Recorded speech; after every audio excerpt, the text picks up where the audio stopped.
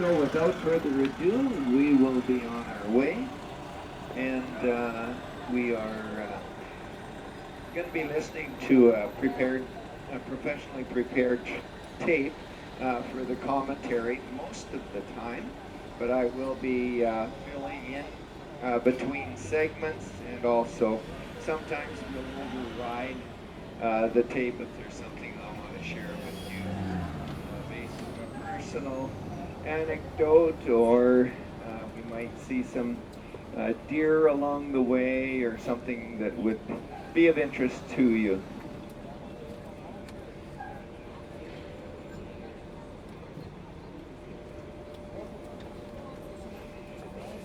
The Empress Hotel on the right is often referred to as the ivy-covered Empress. Well, that was up till last year. It's undergone a $60 million, actually more than that, renovation, and they've taken the ivy off the surface of the building to protect the integrity of the brickwork facing.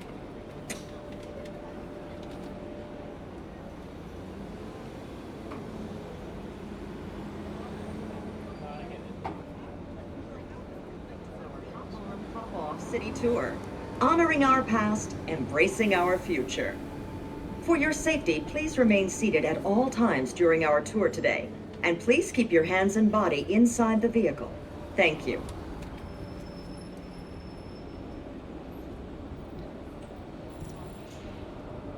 I should mention that if you get off at a drop location, please make note of where it is. Each of the 4 buses that are doing the circuit today are supposed to be stopping and dropping and picking up at the same locations, so that's something to make note of. If you happen to get off at one location and walk to the next, that presents a little bit of a challenge, but if you have your tickets up waving along the side of the street, if you think that you're where you're supposed to be, we'll take note of that and make a stop that is outside of the area that we're supposed to be stopping at.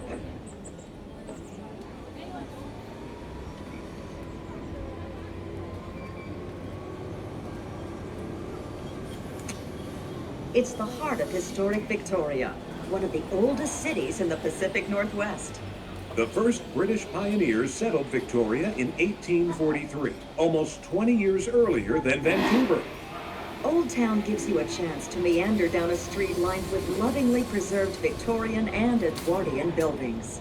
Look up near the tops of those buildings. Some have their construction dates engraved in stone. Inside, you might find a century-old business still going strong. Other buildings house trendy yoga studios, fashionable art galleries, and funky coffee shops. Old Town is the perfect place to pick up refreshments, sit in the sun, and enjoy buskers or street performers plying their trade. We're passing along Government Street, the city's original main thoroughfare.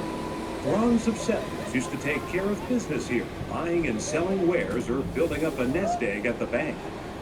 In less than 200 years, this spot on Vancouver Island has evolved from the uncharted wilderness that people of the First Nations called home to a rustic British trading post and on to the bustling city you see today. Victoria honors our past with pride.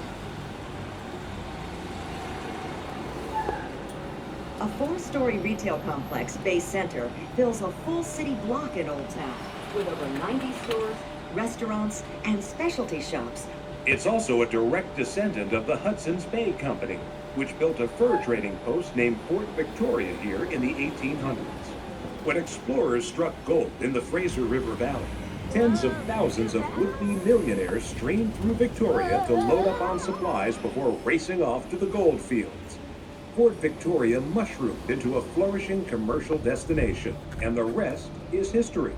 Today, the Bay Center on Government Street faces the original site of Fort Victoria. You can't judge a book by its cover or a building by its facade. Old Town looks quaint and charming, but a new city is emerging around us.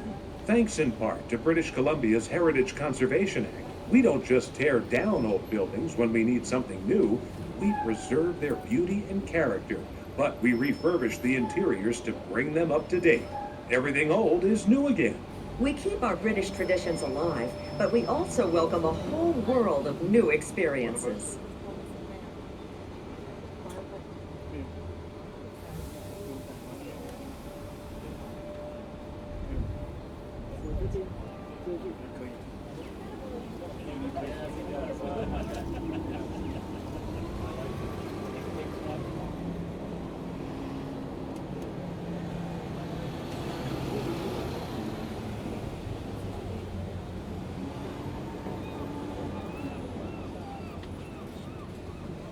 In a few moments, we'll pass the arching gate of Market Square. Just inside, you'll find a spacious open-air courtyard surrounded by historic brick and beam buildings. Today, all the buildings have been beautifully restored to house a unique assortment of specialty stores. As we drive along Johnson Street, you'll see brightly colored storefronts and a variety of unique restaurants. Victoria has led the contemporary craft brewing movement in Canada. Lower Johnson Street, or Loja as we call it, specializes in independent fashion boutiques filled with one-of-a-kind creations. Check out the window displays for a look at our local designers' talents. You'll even find several shops with gorgeous clothing made of organic, ecologically friendly cotton and other fibers.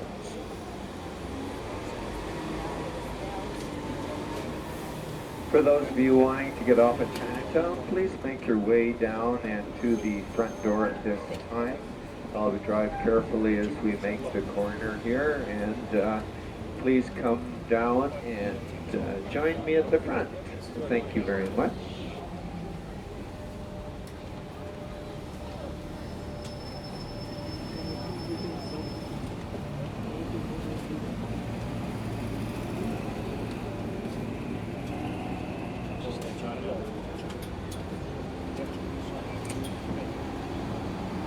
This stop, Old Town Victoria, Yates and Johnson Street shops, Market Square, and Chinatown.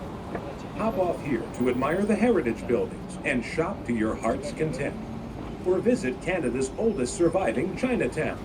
To get to Chinatown, walk straight up Government Street toward the magnificent red gates. Old Town Victoria, Market Square, Yates and Johnson Street shops, and Chinatown. This stop.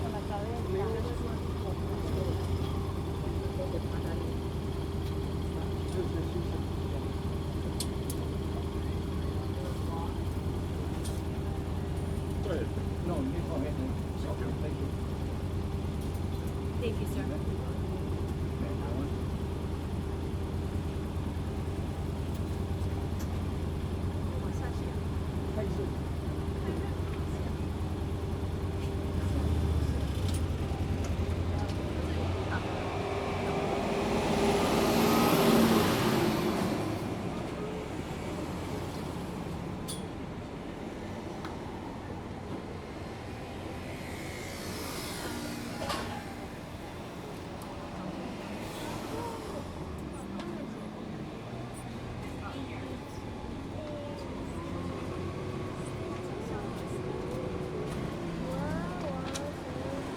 A brilliant red triple gate with pagoda roofs, called the Gates of Harmonious Interest, marks the entrance to Victoria's Chinatown. You'll get a better look at this gateway when we pass through it in a few minutes. Legend has it that the hand-carved stone lions to either side will spring to life if they're ever needed. Thousands of men from the Canton province in China came through Victoria in the mid to late 1800s. The gold rush of 1858 lured the first Chinese immigrants here. Later generations came to work in coal mines.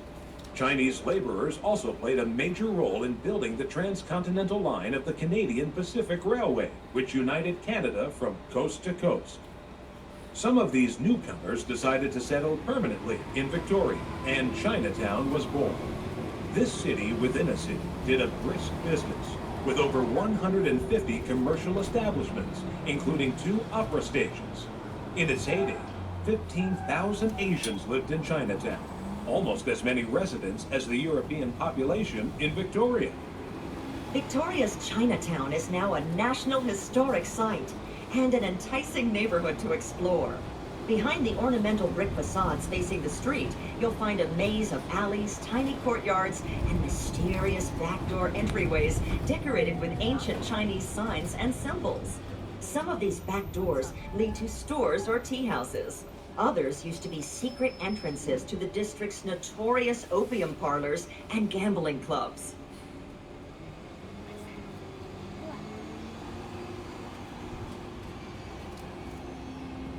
Victoria's colorful and historic Chinatown has some unexpected skeletons in its closet. You may find it hard to believe, but a little more than 100 years ago, Victoria was the largest distributor of opium outside Asia. Inside these infamous establishments, hundreds smoked the sweet pipe of oblivion and found themselves enslaved. Selling it was a business like any other.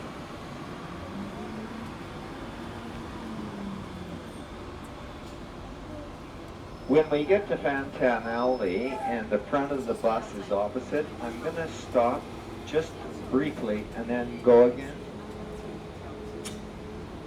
On the right, you'll see Fantan Alley. This crowded byway is North America's narrowest commercial street, measuring a little over 1 meter, or around 4 feet wide at either end. If you saw the movie Bird on a Wire starring Mel Gibson and Goldie Hawn, the motorcycle chase was filmed right here in Fantan Alley. The alley got its name from a Chinese gambling game called Fantan. Opium may have been legal at the turn of the century, but gambling was absolutely not. Several businesses display gambling paraphernalia, along with other antiques and curiosities from turn-of-the-century Chinatown. Fantan Alley to your right, Fantan Alley to your right.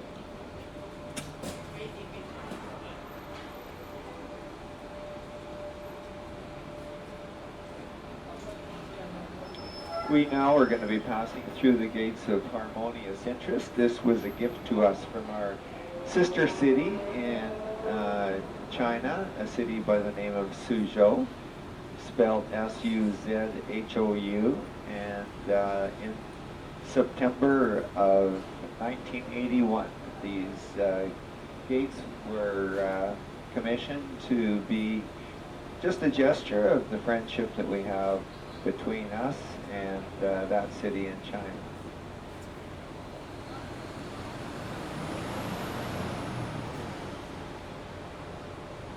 Quickly, please, I'm not supposed to pick you up here.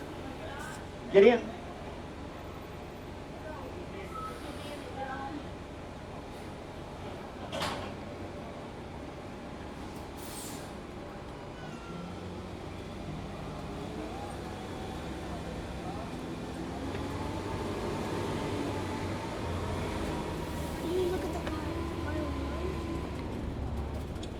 On our left, just past this next building, is the Chinese public school.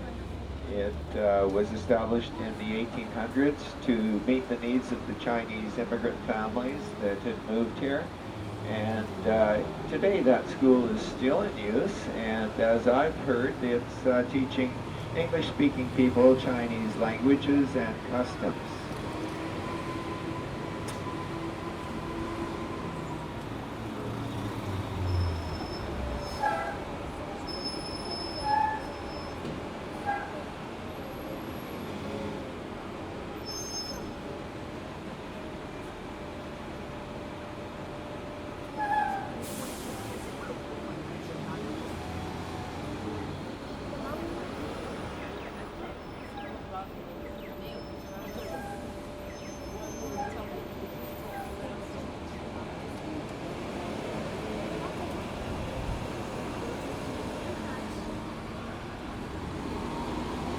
The large red masonry building just ahead is Victoria's City Hall. It's Western Canada's oldest standing municipal hall, in continuous service since 1878. Victoria's passion for preserving historic buildings began right here at City Hall.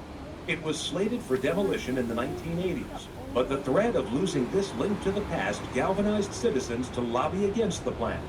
They won the day and saved this landmark, which became the city's first heritage building to be adapted for reuse. It's now part of the Centennial Square Civic Complex, which features an eclectic mix of architectural styles, old and new.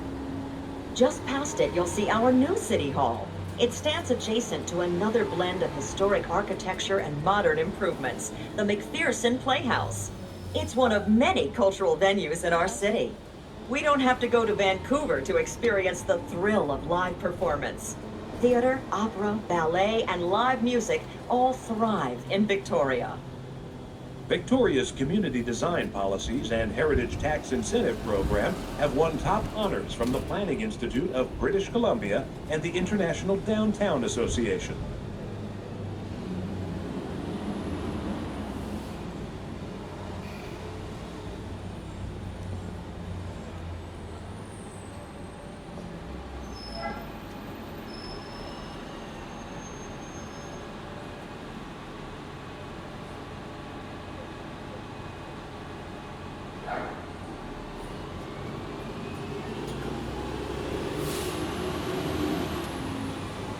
Now we're heading toward the inner harbor.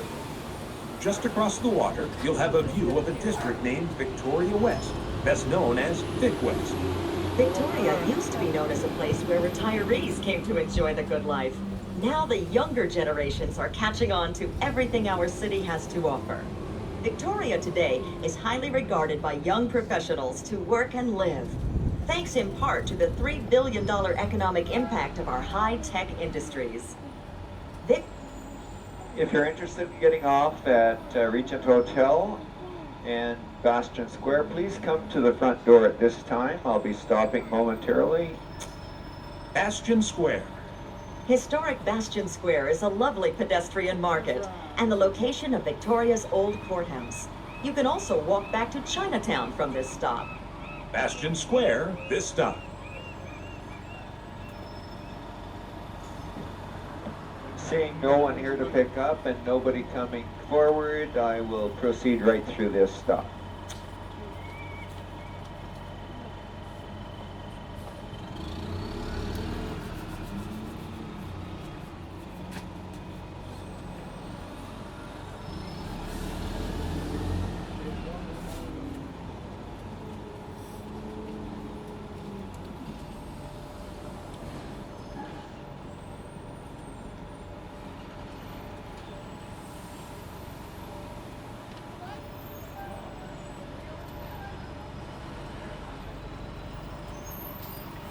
Something you might be interested in, and that is that this wall to our right here, where you see the Korean restaurant sign, that rock and the brick above it originated in San Francisco.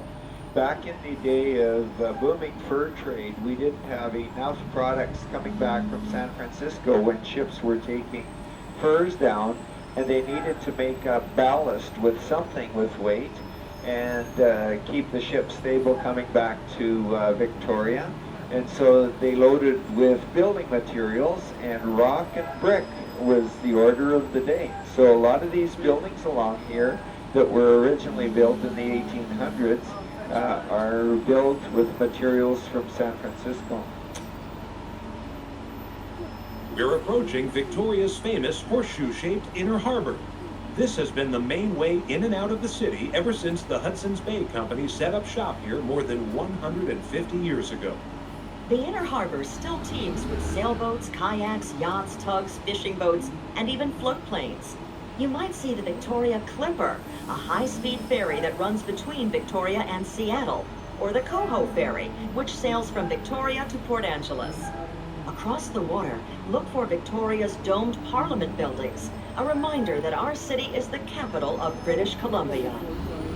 Lots of special events center around the inner harbor, including the annual Classic Boat Festival.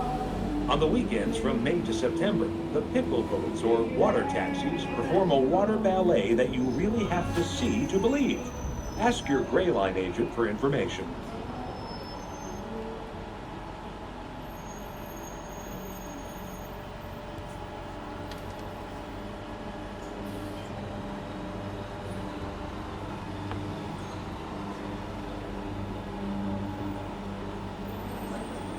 When you take a look to your right, you see these harbor airplanes, and this is one of Canada's lettered airports. just like YYJ is Victoria and YVR is Vancouver, this has got its own letters as well. And this one is known to be the only airport in Canada that ever gets closed down because there are whales on the runway. And that actually happened twice last year. We've had whales in once that I know of this summer, but they stayed along the edge, and I don't think they closed it down, but at any rate, it is one of the things that has to be taken into consideration with air traffic control here.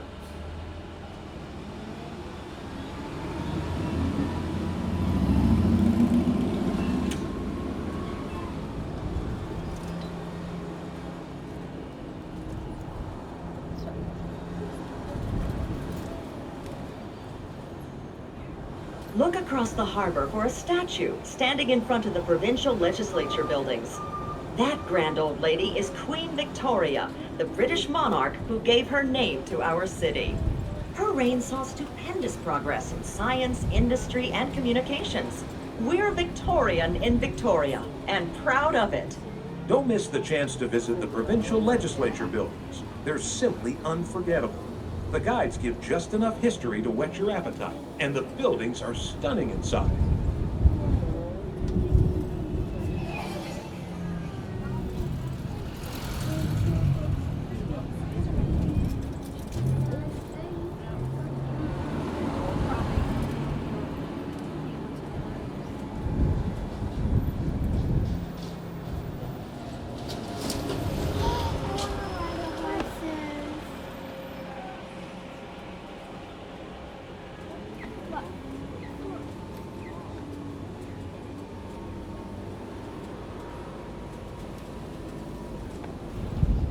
On our left is the legislative buildings of the province of BC.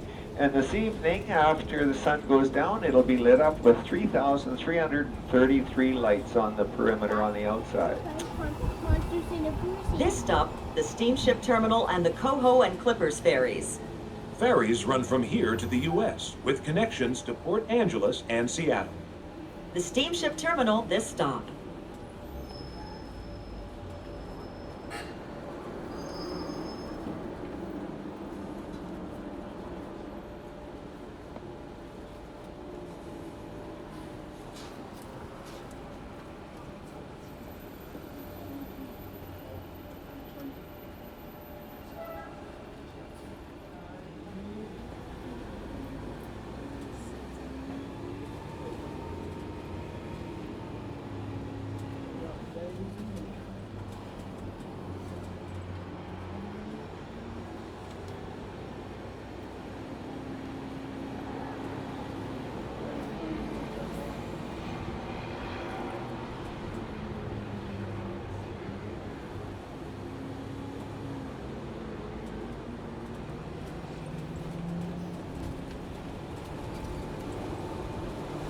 We're getting close to one of my favorite destinations, Fisherman's Wharf. It's not just a tourist attraction. This is a working Fisherman's Wharf where you can buy local seafood fresh off the boat. Walk along the seawall for a close-up look at the fishing boats. The most eye-catching vessels moored along the docks are the colorful floating houseboats, also known as liveaboards. You might see a harbor seal pop up to give you the once-over. Fisherman's Wharf always makes me want to get out on the water.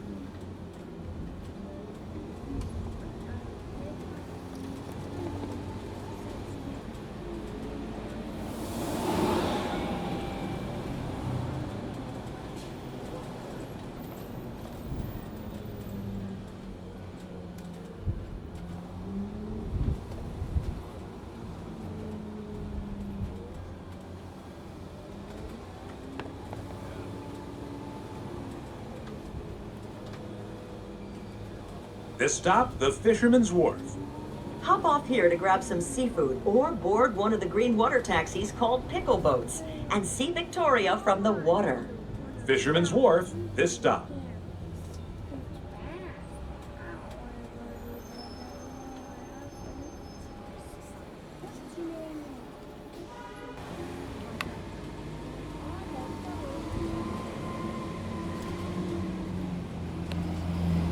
As we pass this gray hotel to our right, look down towards the water.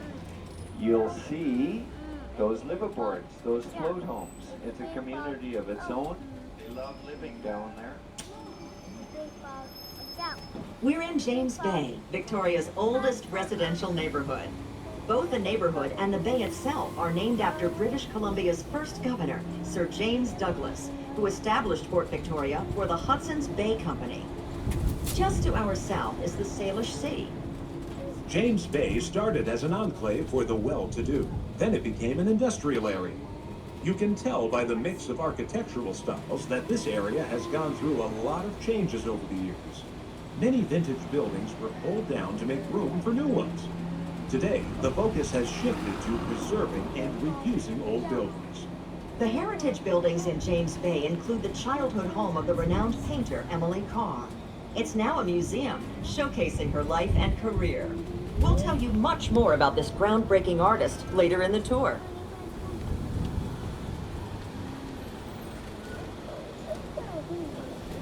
The next stop is itemized as stop number 6, the Breakwater to Ogden Point Cruise Ship Terminal.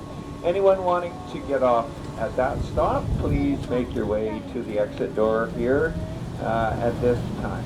Thank you.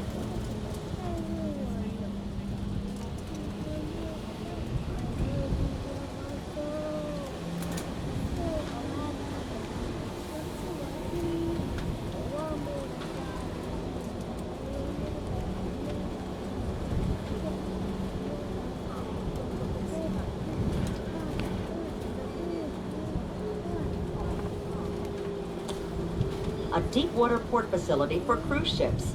You may have arrived here on a cruise ship that pulled into port right here. Ogden Point even has a heliport with service to Vancouver.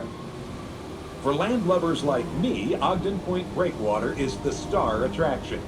It's a stone pathway that juts 800 meters, or just under half a mile, out into the water. The breakwater is also a designated marine sanctuary, where you can spot birds, seals, and sometimes even orcas or killer whales. And there's a beautiful lighthouse at the tip.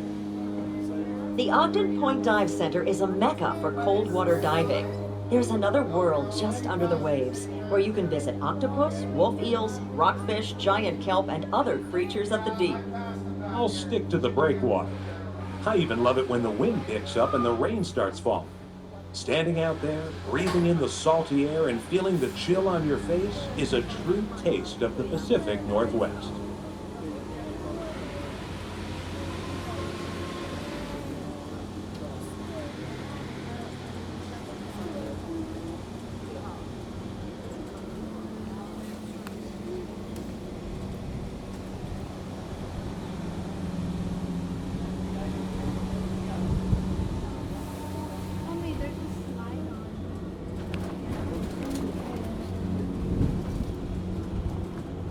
Victoria is blessed with a sub-Mediterranean climate, the mildest climate in Canada.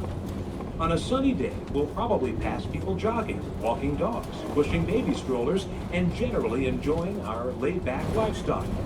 Lots of visitors see what the city has to offer and never want to leave. Many of our younger residents studied at the prestigious and beautiful University of Victoria. That influx of young people keeps Victoria energized with new ideas. Victorians have almost limitless possibilities to enjoy a healthy lifestyle in the great outdoors. Our climate is so mild that you can walk, hike, bike, or play golf year-round. The same goes for windsurfing, sailing, and fishing, with lots of beaches open and accessible to the public. Just don't expect to do much swimming without a wetsuit. A current sweeps Arctic water down from the Gulf of Alaska and along the Pacific coast of Vancouver Island. That usually keeps our water temperatures below 11 degrees Celsius. That's 52 degrees Fahrenheit. On the other hand, that same current creates refreshing offshore breezes in the summer. In the winter, it helps to prevent the air temperatures from falling below freezing very often. If you're into skiing and other snow sports, Mount Washington is just a few hours' drive from Victoria. Vancouver Island is surrounded by breathtakingly beautiful scenery. Mountain vistas, ocean views, rocky shores, and old-growth rainforests. bird watchers can spy on over 380 species, including bald eagles, herons, skylarks, plovers, trumpeter swans, and Pacific loons. The spring and fall migrations are just glorious. Besides outdoor adventure, Victoria has plenty of cultural attractions, including art galleries, museums, local markets, and festivals. That's a lot to do for a fairly small city. Welcome to Beacon Hill Park. Almost 200 acres of wild areas and landscaped gardens, and it's all free. Near the front of the park, we'll pass a hill with a flagpole. That's Beacon Hill itself. There used to be 2 beacons there to guide ships into port. The Strait of Juan de Fuca looks so peaceful on a summer's day, but imagine how it looks in a winter storm. British Columbia's rugged coastline used to be so dangerous for ships that people called it the graveyard of the Pacific. Beacon Hill Park originated as a farm run by the Hudson's Bay Company. Now it's Victoria's biggest, most treasured green space, with hiking trails through the woods and along the shore, playing fields, tennis courts, and an old-fashioned English cricket green. The park is also a haven for native plants, including beautiful, sprawling Gary oak trees. They used to grow all over this region, but now they're endangered. If you brought the kids along, Beacon Hill Park has 2 playgrounds and a water park. Plus, there's an award-winning petting zoo where children can get to know some friendly goats, miniature horses, and pot-bellied pigs. In summertime, look for free family-friendly concerts at the park's band shell. Victoria has been named one of Canada's top 10 family vacation spots. This stop, Beacon Hill Park. Hop off here to visit the city's biggest green space. With free-roaming peacocks, a petting zoo, tennis courts, playing fields, a water park, and playgrounds, Beacon Hill Park has something for everyone. Play a game of cricket or hike along the coastline and take in beautiful ocean vistas towards the Olympic Peninsula. There's no admission charge, and everything inside the park is absolutely free. Beacon Hill Park, this stop.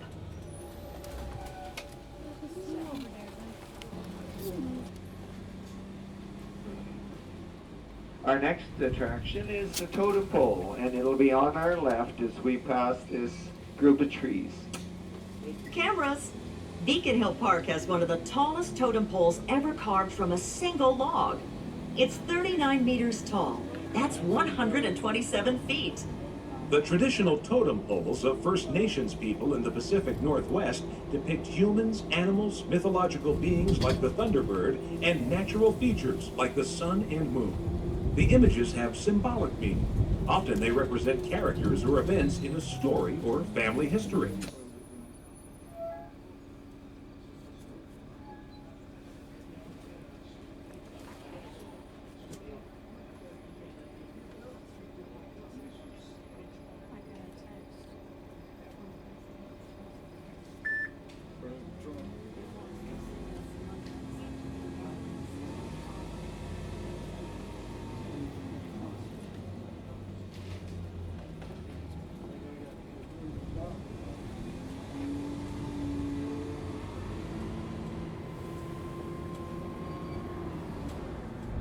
At our next stop, you'll see 2 monuments that link Victoria with the whole world.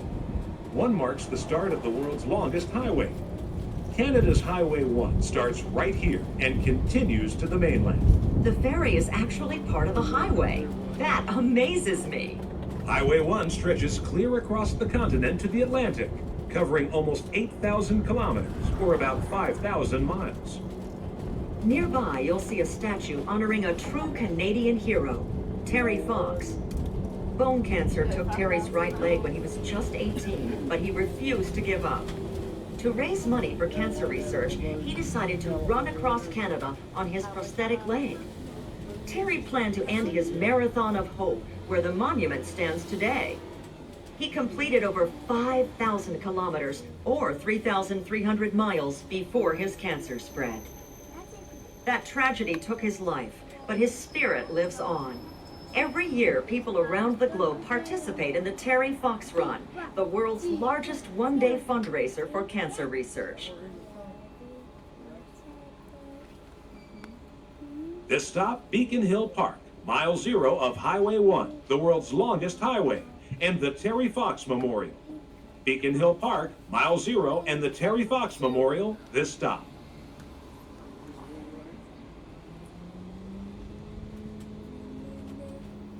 Okay.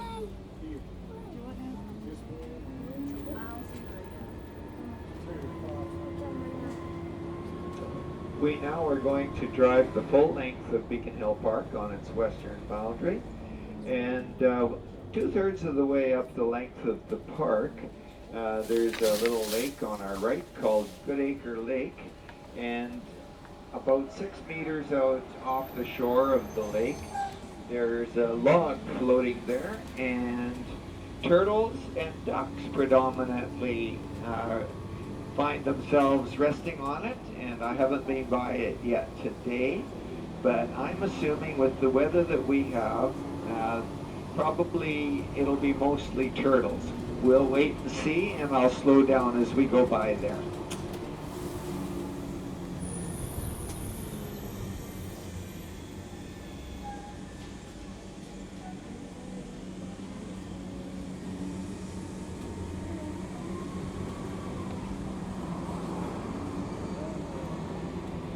Have you heard Victoria's nickname? It's called the City of Gardens. Flowers, vegetables, and lush green lawns grow here year-round because we're blessed with a mild climate and exceptional growing conditions. Just about everyone in town has a green thumb. That's why you'll find extraordinary gardens at many of our heritage sites, like the Empress Hotel and Craigdarroch Castle.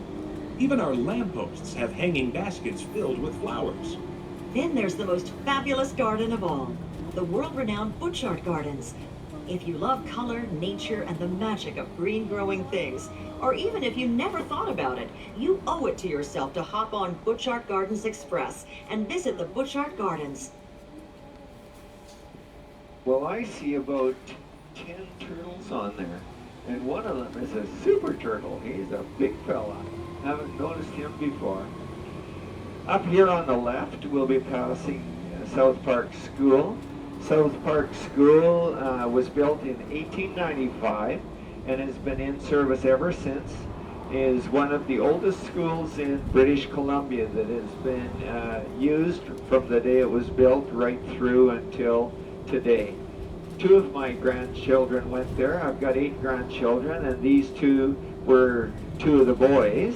And the younger of the 2 has a learning disability. He's slightly autistic. That school encourages parents that have children like that to be actively involved in the class with them. So our daughter took them up on it. She's our 3rd daughter, and she spent most of those 6 years that he was in that school as an elementary student working with him in the classroom. And it really did pay off well, because he went on from there to junior high school and through high school and graduated and is now gainfully employed in a local grocery store chain in their bakery. And they also reach out and give a hand up to employees that may not otherwise be employed in other places. So we're thankful for both that school and Thrifty Foods. The brick wall that we're passing marks the boundary of St. Anne's Academy. You'll see the main entranceway through a wrought iron gate just ahead. When the Sisters of St. Anne arrived here from Quebec in the mid-1800s, the nunnery was nothing more than a log cabin with no heat. Almost immediately, they set up a much-needed school for the children of Victoria. They also established St. Joseph's Hospital, which played a critical role in the city's health care. Today, St. Anne's has restored a portion of the building and grounds to its 1920s glory and opened it to the public. The original log cabin is now the oldest structure in Victoria. It's been moved over to Elliott Street Square, near the Royal British Columbia Museum.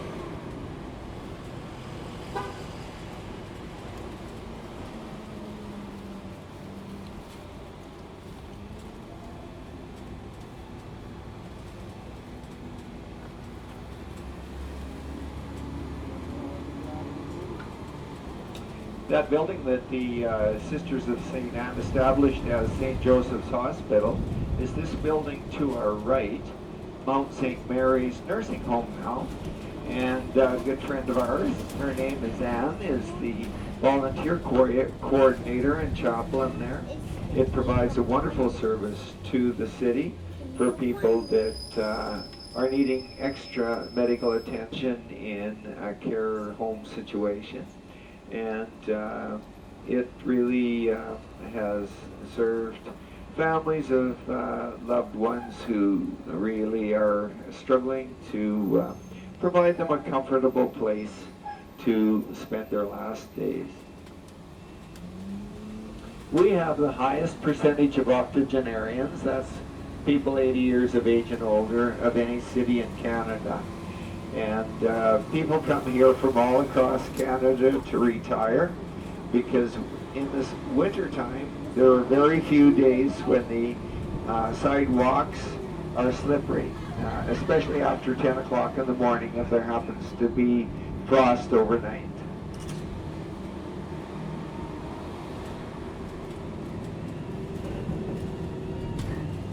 This stop, Christ Church Cathedral. Hop off here to explore one of the largest churches in Canada, which serves the Diocese of British Columbia. Christ Church Cathedral, this stop.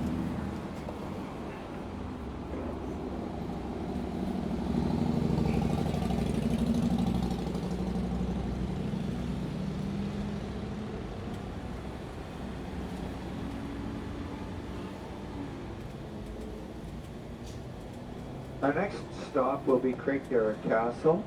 We don't get very much of a view of Craigdarroch from this bus tour on the bus itself. So when we pass this building on our right, please be looking to your right, up the street, and to the horizon. And on the horizon you will see it. Or just browse. Here on Fort Street, you'll find a prize assortment of one-of-a-kind shops and galleries that feature antiques. Fort Street also has cozy coffee shops and top-notch eateries.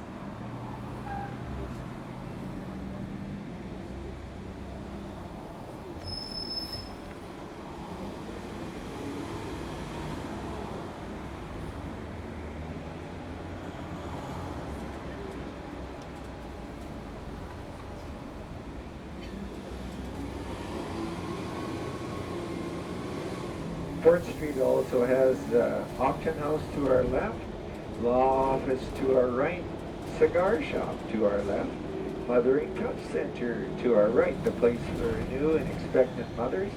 And downtown, one of our famous stores is Rogers Chocolates.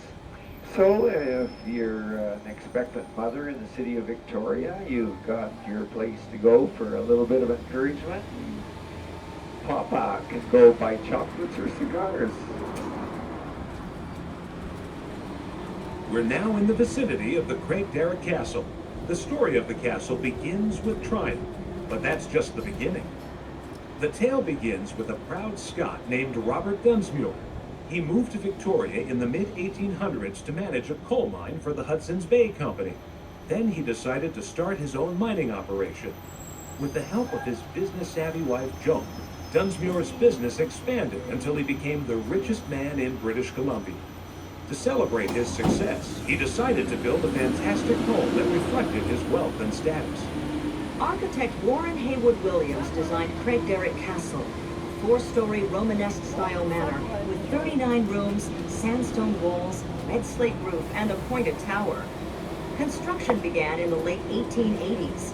When it was finished, Dunsmuir's home was nothing short of astonishing, with fine Victorian furniture, Persian rugs, delicate and costly woodwork, and hand-painted decorations. The stained and leaded glass windows rank among the finest residential examples in North America. Today, the castle is a museum. Take a self-guided tour through its opulent rooms and explore the beautiful grounds to discover what it was like to be immensely wealthy in the late 1800s. Stay tuned to find out more.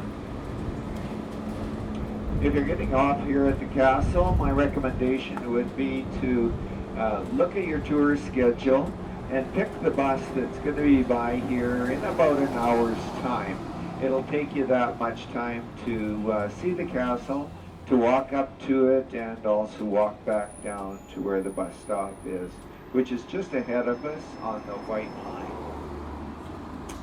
Robert Dunsmuir intended to live in his dream castle with his wife Joan and their unmarried daughters. Shortly before completion, Dunsmuir fell ill and died unexpectedly. Joan and the daughters moved into Craigdarroch Castle, but Dunsmuir's death cast a shadow over the family. Did I mention that this Scottish couple also had sons? James and Alex had dedicated themselves to the family businesses for years, even helped their father to build his dream house. Joan and her sons engaged in long legal battles over control of the assets. Reluctantly, she turned over a portion of the family fortune to her boys. When she passed away, Joan left the castle to her unmarried daughters and grandchildren, but they didn't want it. So they decided to sell the family home and split the assets.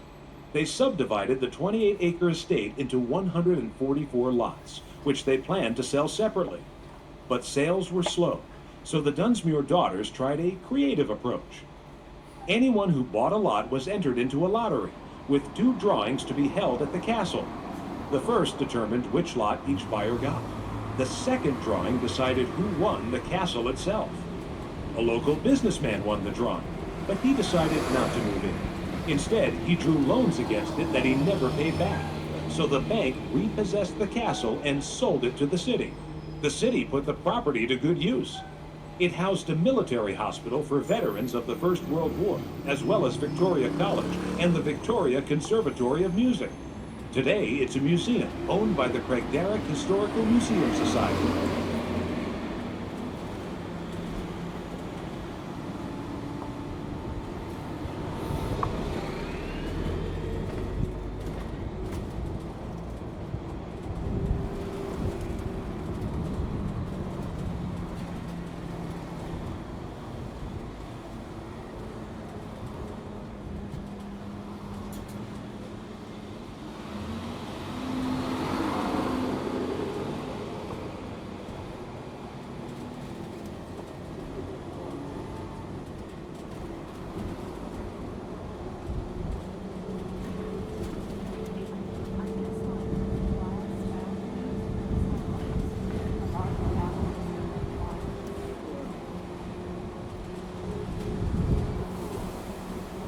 It's easy to see why retired people love Victoria.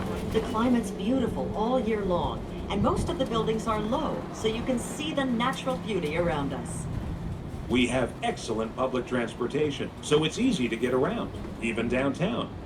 There aren't many steep hills, and the inner harbor has paved and wheelchair-accessible routes all around it. Victorians share a wonderful sense of community. Coffee and tea culture thrives here, with lots of popular independently owned cafes.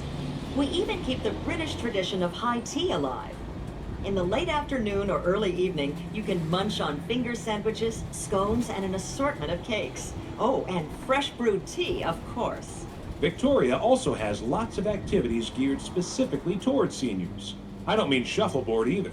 Senior yoga classes, quilting, fishing, and birdwatching groups. If you're a golfer, you can head for the links every month of the year. Of course, Victoria isn't just for seniors. Younger people have built this city's tech sector into Victoria's #1 private industry. Software and information technology are 2 of the top businesses, but so are clean tech and environmental technology. After all, we live on an island, and we want to preserve our precious marine environment. Victoria's tech businesses also include ocean sciences and aerospace technology, along with telecom and wireless. Altogether, we have about 900 tech companies that employ more than 13,000 people. Victoria has seen the future, and it looks more high-tech every year.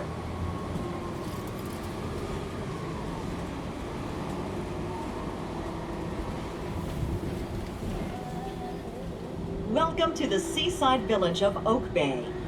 This area is filled with shops, galleries, and restaurants, many of them in Victorian buildings. Oak Bay has an air of British tradition, so it's a lovely place to have afternoon tea. Afterward, you can walk off some of those calories along the tree-lined streets and sandy beaches. It's a short stroll to the coastline, where you can explore Greater Victoria's rocky bays and coves, or watch for whales.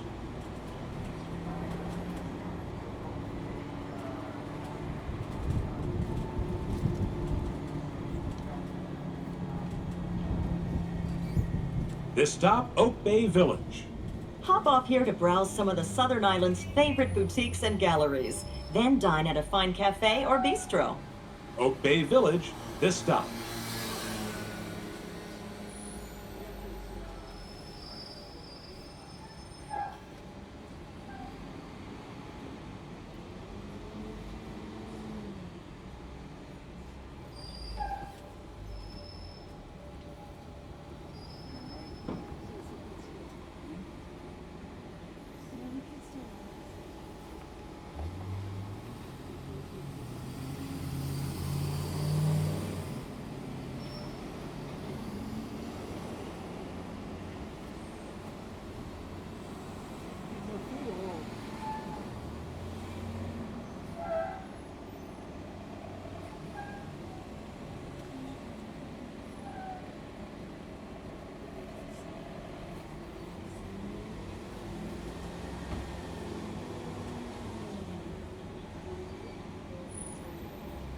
Oak Bay's seaside charm has always made it one of Victoria's most desirable places to live.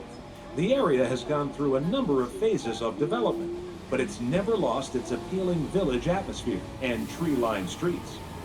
Oak Bay homes have some of the city's most beautiful residential architecture. The building styles reflect Oak Bay's European heritage.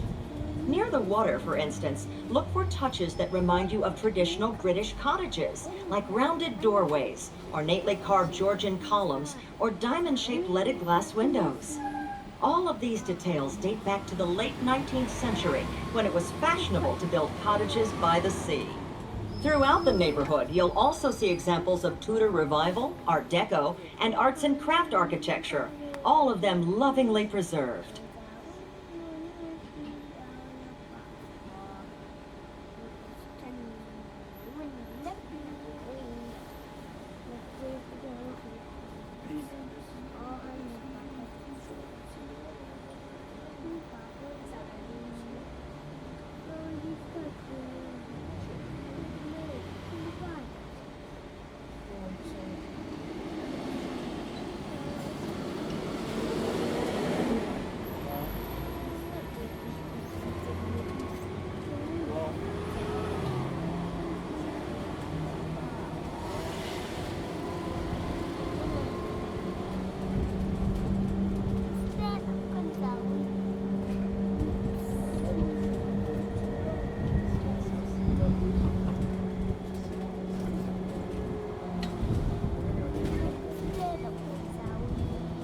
We'll be back on the waterfront in a few moments.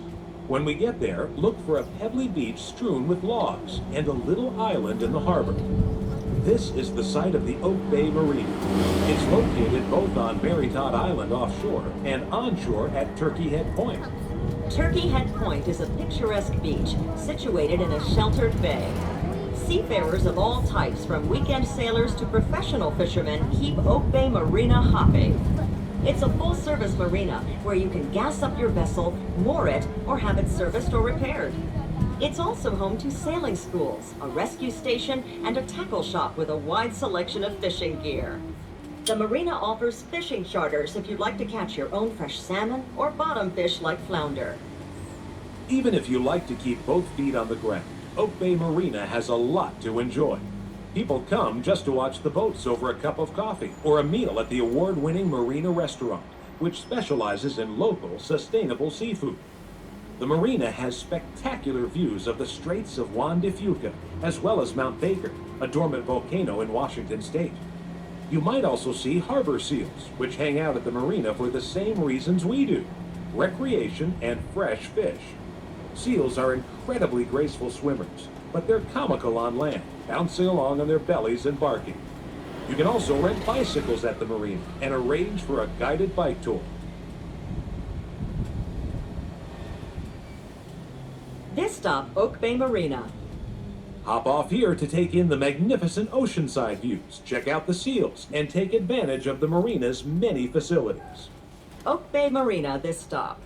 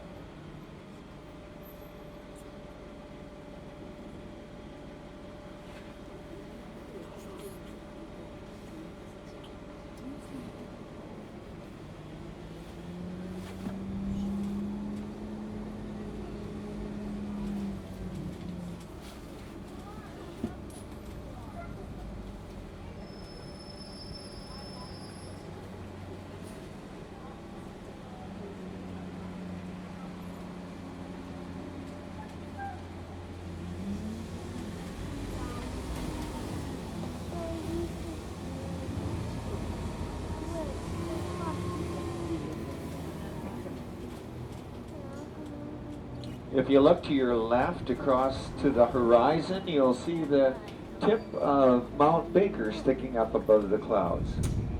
And still feel the 1920s ambiance in the elegant lobby and dining room. This luxury hotel and spa has been completely rebuilt.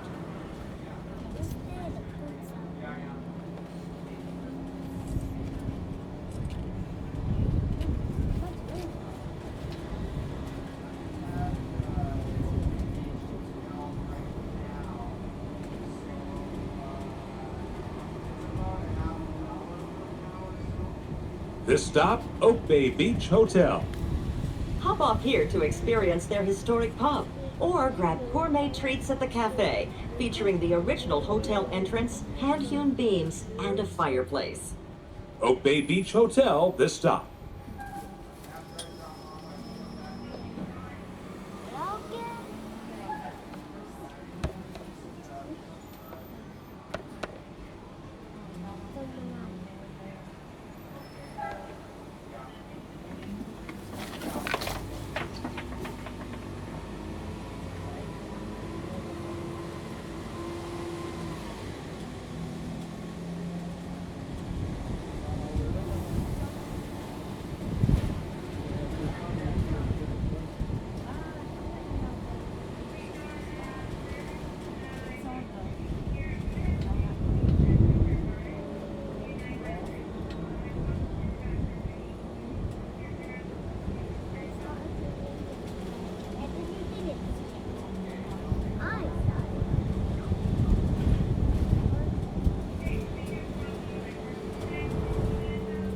Victoria's coastline offers some absolutely stunning views.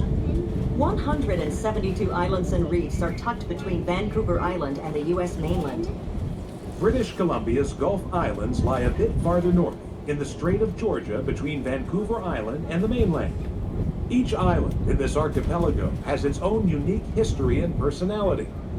The terrain ranges from rugged and wild to quiet and serene, but you'll find rustic villages and friendly laid-back residents on all the larger Gulf Islands. Artists seem to draw inspiration from the island's isolation and tranquility. If you're looking for a haven of unspoiled natural beauty, take a ferry to the Gulf Islands. You'll find seemingly endless hiking trails and quite a few regional parks that protect the island's unique environment and ecology. They're the perfect place to slow down and enjoy what life has to offer, whether it's exploring shops, bird watching, or hunting crabs along the shore.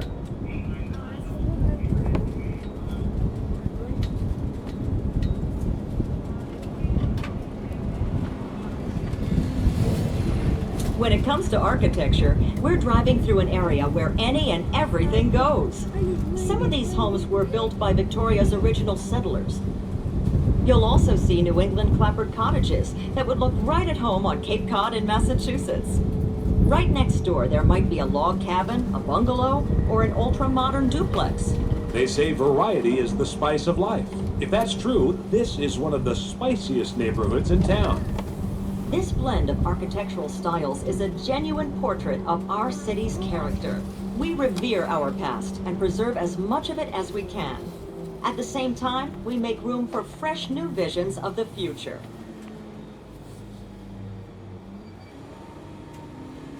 The sheltered and nutrient-filled waters around Vancouver Island support a rich array of marine life, from plankton to sea stars, crabs, and a vast assortment of saltwater fish. Those fish support marine mammals like sea otters, seals, and sea lions. Seabirds get in on the action too. Watch for osprey and cormorants diving for fish. All that plankton attracts whales, making Victoria a premier spot for whale watching. In the spring, thousands of Pacific gray whales pass the west coast of Vancouver Island as they migrate north. You can also spot humpback and minke whales. 3 pods of black and white orcas, or killer whales, spend a good part of the year just south of the island in the Salish Sea, socializing and feeding on fish and smaller sea mammals. Victoria has plenty of whale watching opportunities, from small open-air boats to big, comfortable covered vessels that serve tea and drinks. You're sure to find a whale watching tour to suit your taste. Check with one of our agents.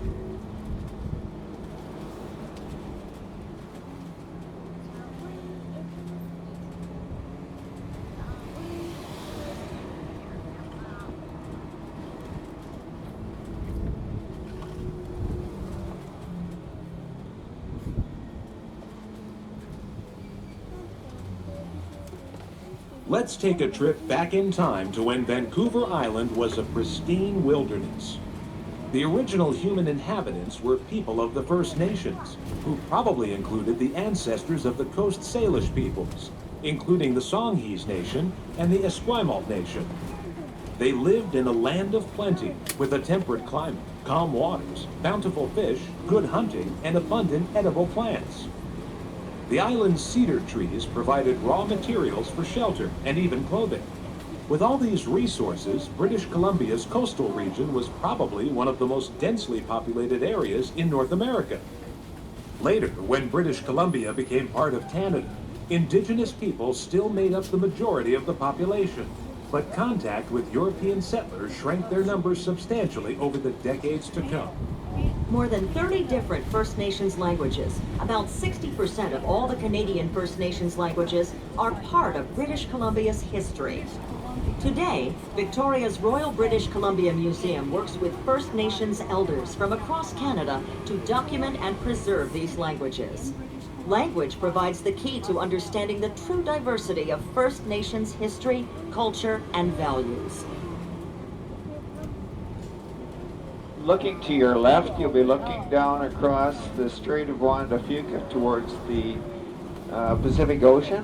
On our right is Prince Edward Drive, and we currently are on King George Terrace. If you saw the movie The King's Speech, that was about King George, the king that ruled England back in the 1800 era sometime. Let's see, 18s, yeah. And yeah, he was quite the king, that boy. Vancouver Island? Most historians give the credit to Captain James Cook, the greatest British explorer and navigator of the 18th century. Cook's storied career included 3 ambitious voyages of exploration. He happened upon Vancouver Island on the 3rd trip, while searching for the Northwest Passage that connected the Atlantic and Pacific Oceans. In the spring of 1778, Cook arrived at Nootka Sound, an inlet on the southwestern coast of Vancouver Island. He and his crew explored the area, repaired their ships, and traded with local people for otter furs. This marked the beginning of the fur trade in the Pacific Northwest, which would one day reshape Canadian history. James Cook departed soon afterward without realizing that Vancouver Island was, in fact, an island separate from the mainland. Months later, he lost his life in the Hawaiian Islands during a scuffle with the natives. Vancouver Island was named after naval officer George Vancouver, who accompanied Cook on that voyage of discovery. Decades later, Vancouver came back to map the area. During a 4-year survey of America's northwest coast, he finally realized that this was an island when he sailed all the way around it. He surveyed Vancouver Island's inlets and channels, doing such a good job that many of his measurements have stood the test of time and are still used today. Both Captain James Cook and George Vancouver revolutionized Western perceptions of world geography. And we are now back into the city of Victoria. This is the area known as Gonzales. We're on Ross Street coming up to St. Charles Street. And as we turn left onto St. Charles Street, the house on your right, the green house with the gold wing beside it, is where I live.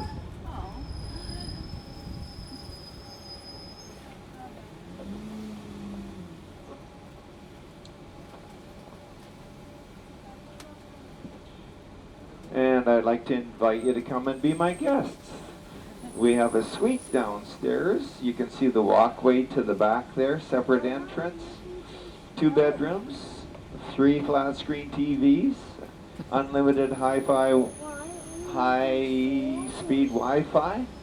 And we do have guests that come from all over the world, and you could be included.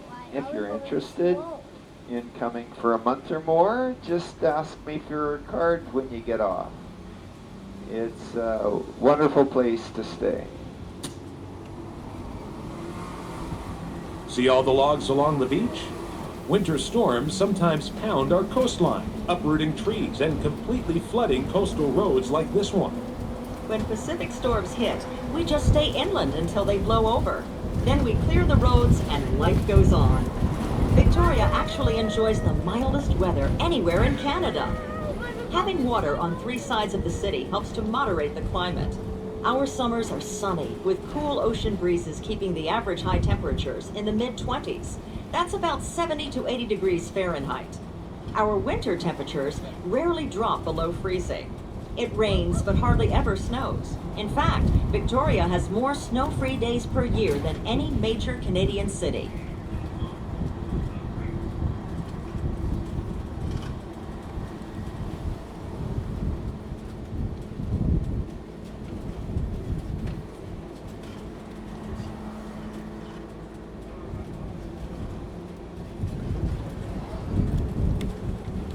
British Columbia's first governor, Sir James Douglas of the Hudson's Bay Company, landed on the point of land ahead back in 1842.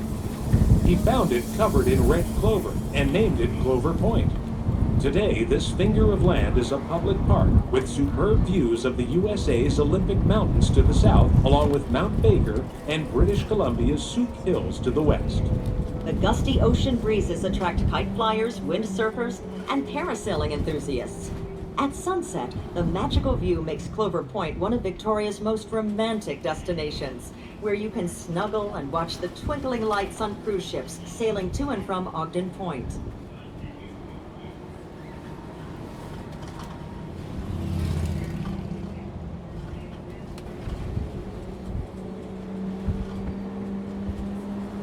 Imagine being a lighthouse keeper back in the old days. You had to live near the lighthouse, so you could light the beacons by hand at dusk and extinguish them at dawn. It was monotonous work and lonely, especially on isolated islands off the coast. But it saved lives in the treacherous waters around Vancouver Island. Automated lighthouses have made the operations much simpler today, but sailors still rely on lighthouses to navigate safely. There are 2 historic lighthouses to